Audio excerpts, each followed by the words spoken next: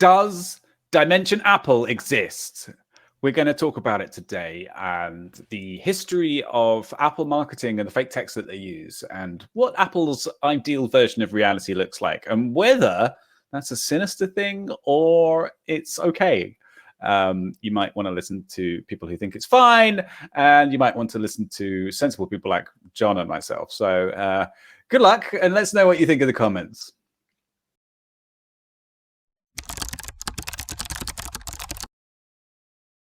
You are entering Dimension Apple. Welcome to the Twilight Zone. How does the Twilight Zone theme tune go? You were pretty. Nobody remembers. Yeah, you were pretty close. Except with the hand motion, I thought you were doing the Wayne's World thing. Oh God, Wayne's World! I haven't seen that for flashbacks. For years. Wayne's World flashbacks. Wow. Oh, yeah, that's right. They did, didn't it? Yeah. Okay. All right. Anyway, so we're going to Dimension Apple. Time. Yeah. So this I love this so much. I was actually quite surprised that you guys voted for it. Well, Mike voted for it. So this is a story by I'll tell you Max why. Reed. Yeah. Because you said in Discord that you thought this was super interesting, and I asked why, and you said I can only explain it in person, and so I needed to hear it. Yeah. Okay. Well, let me explain what it is first for anybody who's listening rather than watching us, watching our sexy faces. So this is a guy called Max Reed on Substack has written an article about the fake personas and text and photos and things that are used in Apple's marketing materials for various different product launches over the years, going back to like the iPhone 5 or something. I don't know, quite a way.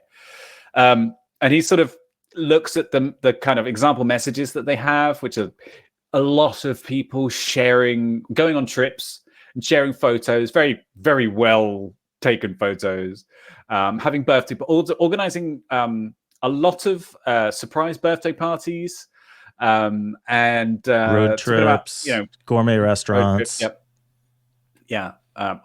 work events and things. And I think it was one recurring character who comes up. It's fascinating.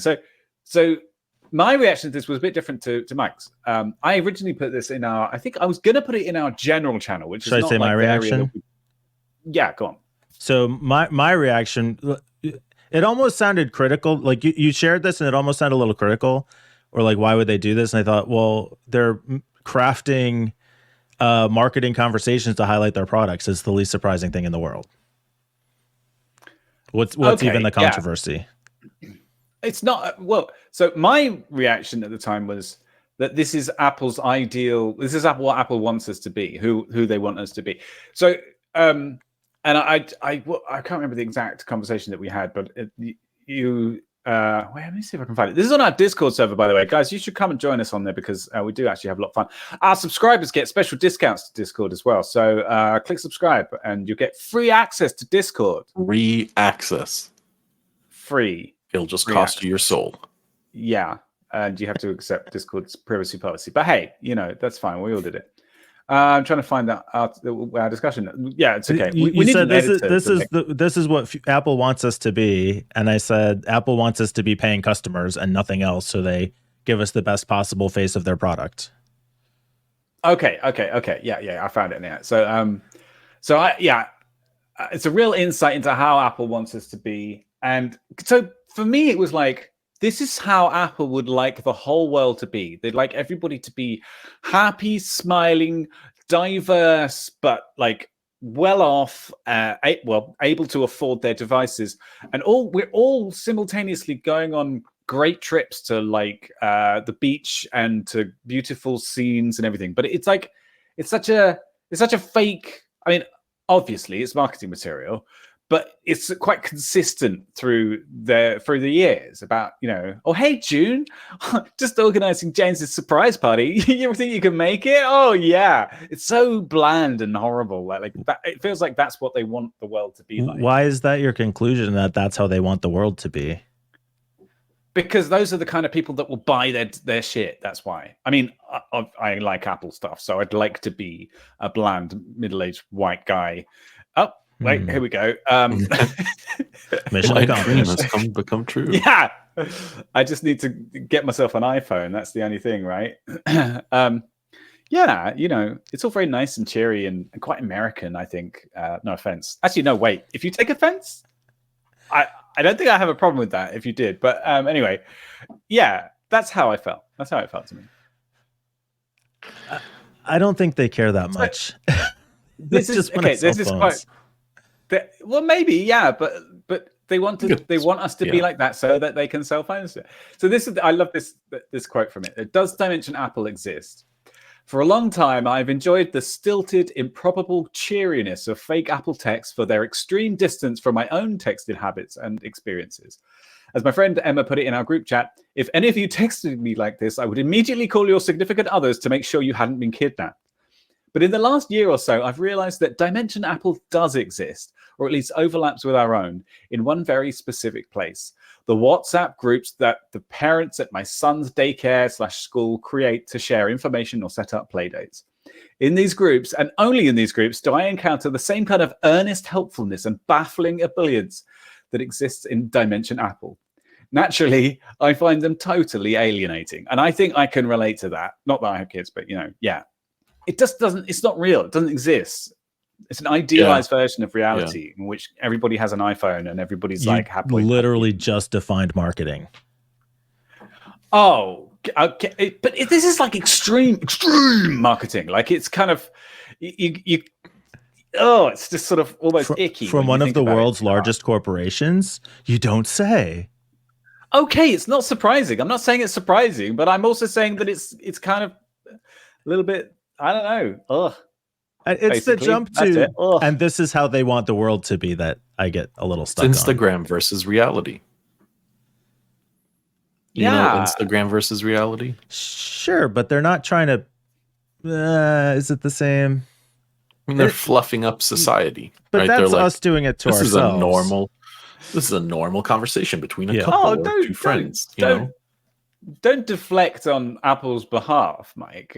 I'm saying Instagram is a different case because on Instagram, it's us posting content to portray ourselves differently. Yeah, it's a vicious circle.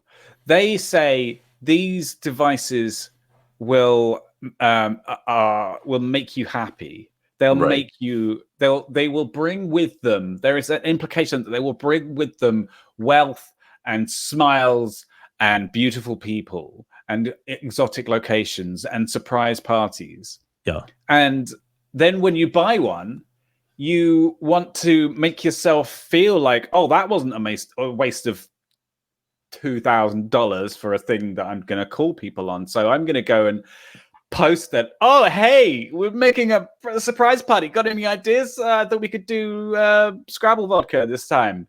And then that you become part of the system. Like you become part of this creepy, weird, enforced cheerfulness.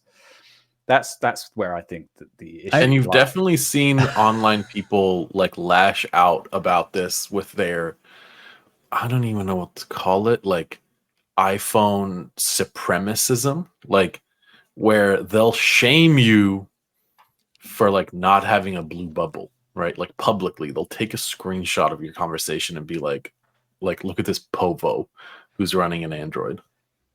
Is 100% true. I have had iPhone users are the worst. If they're like vegan. No, oh God, sorry, I've just insulted a whole section of people. Yeah. Vegans are lovely. I've got lots of lovely. Some of my best friends are vegans. They're like CrossFitters. Yeah, CrossFitters. Okay, we can insult that group. They're fine. We don't care about them. Yeah. How do you know if there's a CrossFitter? Don't worry, they'll tell you. Like it's they've got to tell you how wonderful their life is because they've got an iPhone. So many people I know who have iPhones have tried to tell me what an idiot I am for missing out on all the things. You could text me, shitty and it Android, would be blue. Like, oh God, that thing. Oh, why do you have an Android? Ugh, like it's gross. Like, oh God. My arguments of like I used to be able to say like, well, I can do stuff on it, like literally anything I want. It's kind of out the window now. Now Apple's kind of introduced all those apps like 15 years late, but still. I mean, that's their whole thing. Now right? I can. I feel like maybe you're convincing me. because certainly there is elitism to Apple products. And I guess to the extent that this kind of messaging reinforces that, sure. But what you're describing about the best possible world and our product's going to make you happy and change your life, that's every commercial on television. Sure, but sorry, it's so television used to be broadcast over cable. But basically, it'd be like the pre-roll on YouTube's, I guess now. I'm not following. I know. It's okay, John. The thing is, the Apple are so good at it. They're so effective. They've won the game, right? The cult of Apple is taking over. Yeah. And consumer cult of Apple, yeah. It doesn't matter what your response is to why don't you have an iPhone. It doesn't matter until you get one, you will be insulted and ridiculed by the Apple elite. Like it's very true. Not every single one of them. Some of them are just quiet secret cult members. But like most Apple users, Apple device owners are elitist. I would say. I have even never experienced that even personally. Companies but, now, okay. You haven't. Oh companies are now advertising. They'll be like, one of the benefits is you get a shiny new MacBook Pro. I think John has nailed it. It's because of the Instagram effect. Everybody wants their lives to be shiny and happy, and chrome looking, matte chrome looking. Yeah, that's Android. I mean, that's Google. So no, like the chrome finish. I know. Just having a funny. Oh, geez. One case that I've maybe experienced it, not like from people saying that, but like the idea of QR codes. I never, like everybody say like, oh, use this QR code, but my Android didn't do it like automatically through the camera app. And so I never understood how that was useful because I would have had to download an app to do that. And I only learned later that iPhones just do that. And then Android do it, but that's because you have a cement brick for a phone. Yeah. Okay. I have the latest and greatest Pixel 4a with 5G. That's a lie. Yeah. The greatest and latest 4a. We're at like 8 now, bro. What are you talking about? When I scan a QR code with my camera on my phone, it now automatically populates a link. But Apple's been doing it for 15 years. Why is Android now finally catching up? Oh, that's a good example. There. Like this isn't like old. Like this is like even old the terminology. Android users say FaceTime. They say I'm going to FaceTime my. I do not say that. Yeah, some people do. Some Android users do. They've got it. I use Facebook messaging for video chat. Yeah, I bet you do. Actually, I bet you. No, even when I if I WhatsApp FaceTime or whatever, when I WhatsApp camera call, you just did it. You just. Oh my god! What I'm trying to say is that I definitely say FaceTime, just like I'll say I Googled it. Yeah. Okay. All right. Okay. Yeah. So it's true. Yeah. All right. Well, that was fun. If you're an Apple elitist, if you're an Apple cult member, come and attack us in the comments. Or come on Discord and rip it out. Subscribe so that you can do this continuously. Yeah. We are inviting all. Yeah.